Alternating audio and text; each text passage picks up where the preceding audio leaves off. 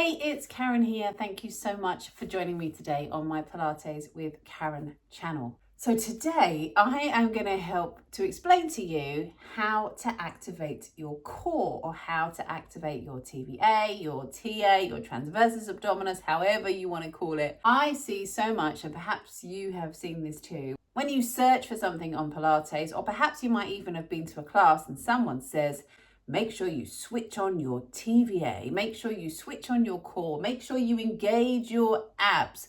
What does that actually mean? How do you actually do it? Is it actually a useful term at all? Or does it kind of confuse things?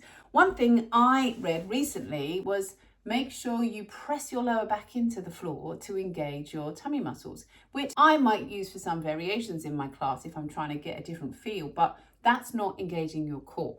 So come with me. Let me explain to you what it's all about and how I would cue for you to get your tummy muscles activated and which ones. So first things first, you will typically do this in this position.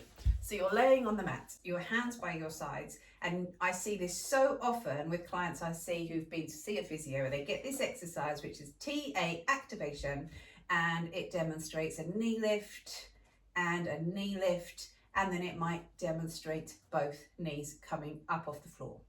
And that is an exercise I use a lot in my classes. I would encourage people to practice. That daily to really get the hang of that if that is new to them. However, we don't want to be imprinting the spine and the floor, but we also don't want to be lifting that lower back away from the floor. Here is what I want you to do and why.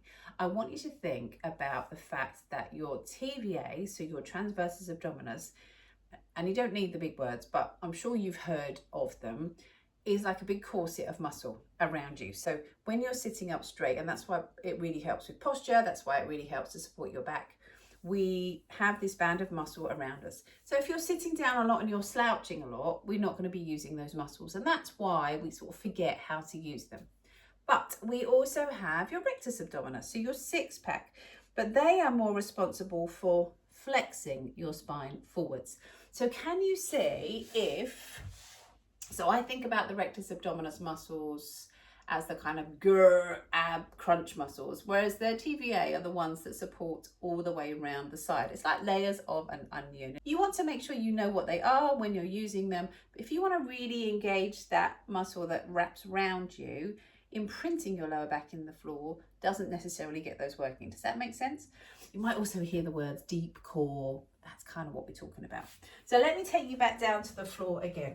Your six pack works when you flex your spine. So when you do a crunch up and away from the floor, that is predominantly your six pack working. So if I asked you now to press your lower back down into the floor, you are flexing. That is your six pack working. Yes, you're going to be using your TVA a little bit, but that's not necessarily engaging your core. That is using your abs. And typically you'll find you can do that. You can press your lower back down into the floor. However, we want to be a bit more subtle than that. So what I want you to feel instead is that you can feel your pelvis is heavy on the mat, and then think about your ribs. Can you just gently press your bottom ribs down onto the floor? So your lower back is not arched away. It's close to the floor, but we're not pressing it down. Instead, what you've got is this nice soft S-bend through your spine. And then if you lay here down on the mat, and as you breathe out, try and feel that you bring both sides of your ribs together. That is the feeling we want to have, of drawing those ribs in towards each other. Hold that position. So all I want you to think is pelvis heavy, bottom ribs stays glued to the mat. Breathe out, let one knee lift off the floor. Inhale, lower. Let the other knee lift up. Come back down. Then can you try both? And up and away from the floor. Now, if your back has moved a little, glue those ribs down a little bit more. Breathe in, and on your out breath, feel those ribs come in towards each other, and then the feet back down to the floor. And that is how I would cue you if you needed to be cued to really try and get those tummy muscles working. A few things that can happen, particularly if you've got a strong arch in your lower back, perhaps you've had some lower back issues, you might find that it's hard to feel the tummy muscles because your knees lift up and your back naturally arches away from the floor.